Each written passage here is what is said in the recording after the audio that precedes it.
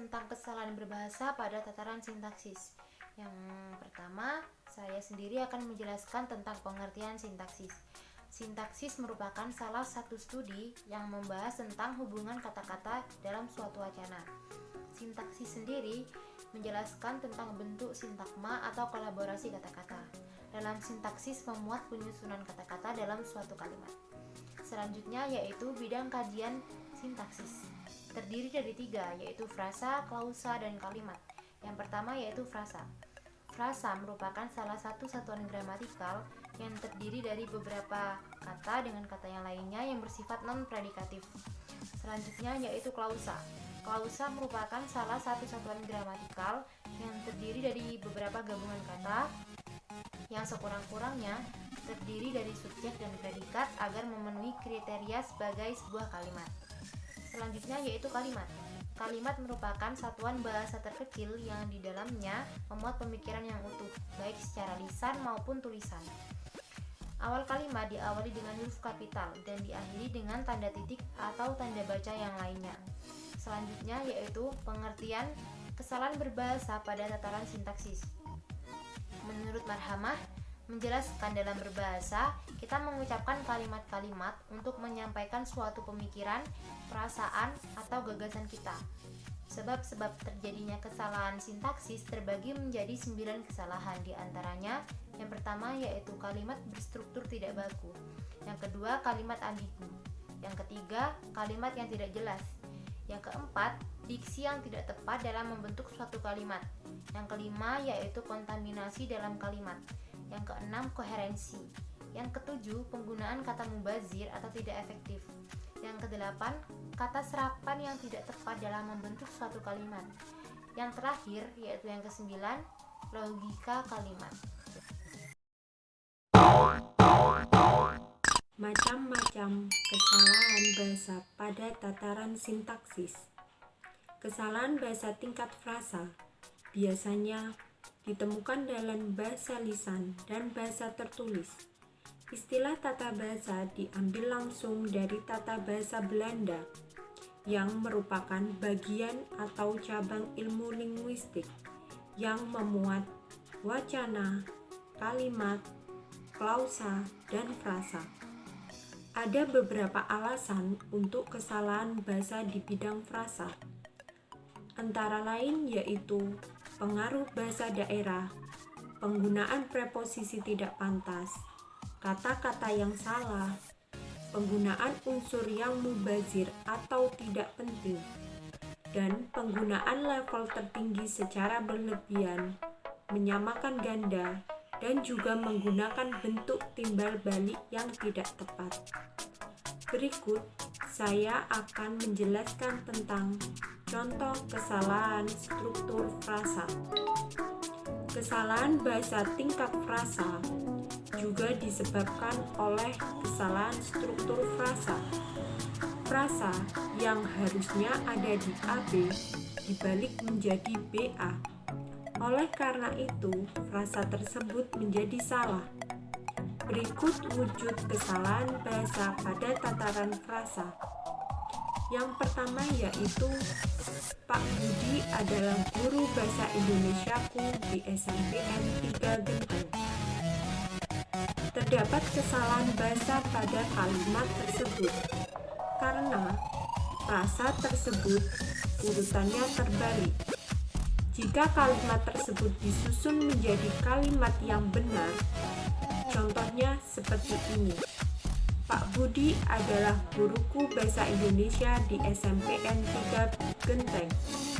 Berikut adalah contoh yang benar. Selanjutnya, saya akan menjelaskan kesalahan frasa karena berlebihan. Kesalahan bahasa di bidang frasa juga bisa disebabkan oleh penggunaan teks yang berlebihan. Hal ini tidak sama sekali menimbulkan bahasa yang tidak benar, karena masalah ini terjadi karena penutur bahasa menggunakan dua kata dengan arti yang sama, tidak sama sekali menimbulkan bahasa yang tidak benar, karena masalah ini terjadi karena penutur bahasa menggunakan dua kata dengan arti yang sama atau menggunakan struktur frasa pada waktu yang bersamaan. Contohnya pada kalimat berikut ini. Aku diperintah ibu guru maju ke depan membaca pantun.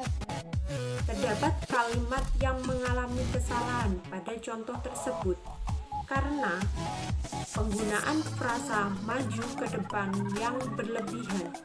Kalimat tersebut jika disusun menjadi kalimat yang benar menjadi berikut ini. Aku diperintah ibu guru maju membaca pantun. Kalimat maju ke depan dihilangkan. Selanjutnya yaitu penggunaan preposisi yang tidak tepat. Penggunaan kata depan tertentu dalam frasa berkata depan biasanya digunakan tidak tepat, yang mengakibatkan suatu frasa berkata depan tidak tepat. Hal ini biasanya terjadi pada frasa kata dengan keterangan waktu atau preposisi preposisional. Berikut adalah contoh frasa penggunaan preposisi yang tidak tepat. Di liburan aku jalan-jalan ke Pulau Merah. Terdapat kalimat yang mengalami kesalahan karena pemakaian frasa kata depan di liburan yang tidak tepat, yang seharusnya menggunakan kalimat ketika liburan aku jalan-jalan ke Pulau Merah. Hal inilah yang menyebabkan penggunaan preposisi dikatakan tidak tepat. Yang terakhir yaitu salah pengulangan. Kesalahan bahasa di bidang frasa juga bisa disebabkan oleh salah pengulangan. Hal ini terjadi karena kesalahan penggunaan bahasa. Contohnya, ayah membaca buku tebal-tebal di teras rumah. Hal tersebut menggunakan salah pengulangan yang terdapat pada kalimat tebal-tebal, yang seharusnya hanya ditulis ayah membaca buku-buku tebal di teras rumah.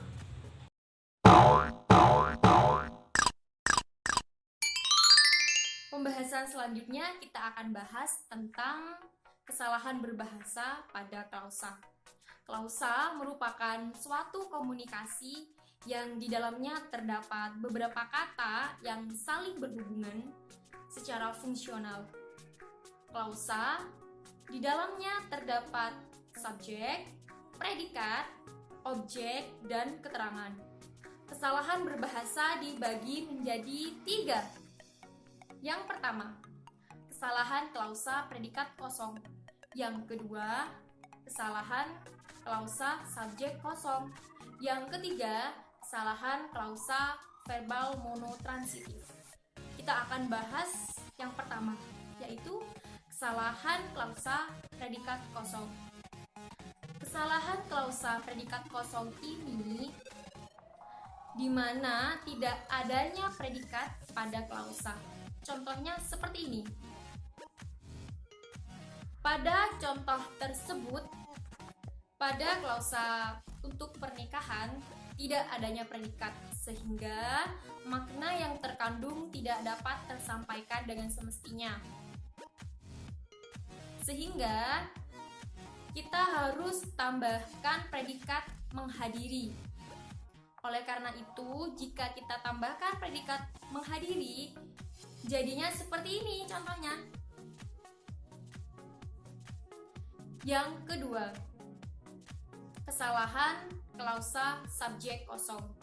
Kesalahan klausa subjek kosong adalah kesalahan klausa yang dimana tidak adanya subjek pada klausa. Contohnya seperti ini. Pada contoh tersebut tidak adanya subjek pada klausa, jadi ingat lirik sulit, sehingga makna yang terkandung tidak dapat tersampaikan dengan semestinya. Oleh karena itu, kita harus menambahkan subjek. Jadinya contohnya seperti ini. Yang ketiga, kesalahan klausa verbal monotransitif. Kesalahan klausa yang predikatnya merupakan kata kerja verbal dengan kesalahan prefiks atau sufiks. Contohnya seperti ini.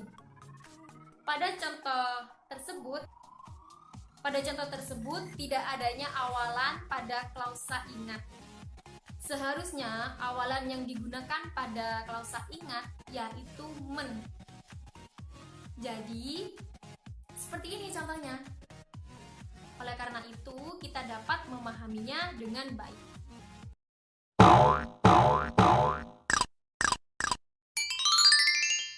Kesalahan berbahasa pada kalimat sering terjadi baik secara tertulis maupun secara lisan. Untuk menghindari kesalahan berbahasa pada kalimat, kita harus mengetahui bentuk-bentuk kalimat efektif. Nah, kesalahan berbahasa pada kalimat sering disebabkan oleh kalimat yang tidak efektif. Oleh karena itu, kita harus mengetahui bentuk-bentuk kalimat efektif terlebih dahulu. Nah, sebelumnya saya akan bertanya nih, apa yang kalian ketahui tentang kalimat efektif? Kalimat efektif adalah kalimat yang mampu menyampaikan maksud atau tujuan dari penulis ataupun pembicara kepada pendengar ataupun pembaca mengenai apa yang ada di pikirannya tepat persis. Nah, ada beberapa kesalahan berbahasa yang disebabkan oleh kalimat-kalimat tidak efektif, seperti kalimat tidak sepadan. 2. Kalimat yang tidak sejajar atau tidak paralel. 3. Kalimat yang tidak hemat. 4. Kalimat ambigu. 5. Kalimat yang tidak padu. Dan 6. Kalimat yang tidak lengkap. Yang pertama adalah kalimat tidak sepadan. Sepadan artinya seimbang antara gagasan dan struktur kalimat. Nah, ciri-ciri kalimat yang tidak sepadan ada 3. Yang pertama, subjek dan predikat tidak jelas. 2. Memiliki subjek ganda. 3. Menggunakan kata hubung antar kalimat tidak dalam satu kalimat tunggal. Yang kedua adalah kalimat tidak paralel. 5. Kalimat tidak padu. Kepaduan atau koherensi adalah adanya hubungan yang padu antar unsur-unsur pembentuk kalimat. Unsur pembentuk kalimat yaitu frasa, klausa, tanda baca, dan fungsi sintaksis. Contoh kalimat tidak padu. Novel itu saya sudah baca. Kalimat yang padu adalah novel itu sudah saya baca. Kesalahan berbahasa pada kalimat. Yang nomor 6 adalah kalimat tidak logis. Kelogisan dalam kalimat yaitu apabila kalimat tersebut memiliki ide yang logis atau masuk akal dan penggunaannya sesuai dengan ejaan yang berlaku. Kalimat yang sering kita dengar adalah waktu dan tempat kami persilakan. Kalimat tersebut tidak efektif ya, dan juga tidak logis karena waktu dan tempat tidak bisa dipersilakan. Yang dipersilakan adalah seseorang. Sebagai contoh, kalimat yang benar adalah Bapak Syukron, kami persilahkan. Demikian juga dengan kalimat untuk mempersingkat waktu, kami lanjutkan acara ini. Kalimat tersebut juga tidak logis karena waktu tidak dapat disingkat.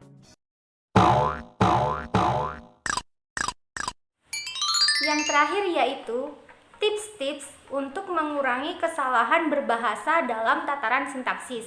Ada beberapa tips yang bisa dilakukan. Yang pertama, memperdalam pengetahuan tentang ilmu sintaksis. Yang kedua, perhatikan pemilihan kata yang tepat. Yang ketiga, hindari penggunaan unsur yang berlebihan atau mubazir.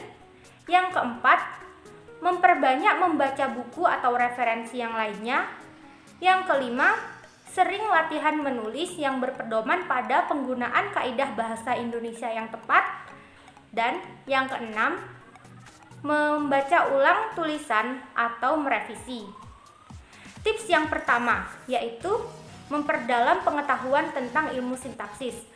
Hal tersebut dirasa sangat penting karena apabila seorang penulis sudah memiliki pengetahuan yang mendasar tentang ilmu sintaksis, maka kemungkinan terjadinya kesalahan berbahasa dalam tataran sintaksis tersebut sangat kecil. Kemudian, tips yang kedua yaitu perhatikan pemilihan kata yang tepat. Pemilihan kata yang tepat artinya memenuhi syarat kebakuan, kelaziman, dan kecermatan. Sehingga penting sekali untuk memilih kata yang tepat dalam menulis. Yang ketiga, menghindari penggunaan unsur yang berlebihan atau mubazir. Penggunaan unsur yang berlebihan atau mubazir dikategorikan sebagai kesalahan berbahasa dalam tataran sintaksis karena dianggap tidak hemat dalam pemilihan kata, sehingga sangat perlu untuk menghindari penggunaan unsur yang berlebihan dalam sebuah kalimat. Misalnya saja penggunaan kata yang sama dalam sebuah kalimat atau sebuah paragraf seperti itu.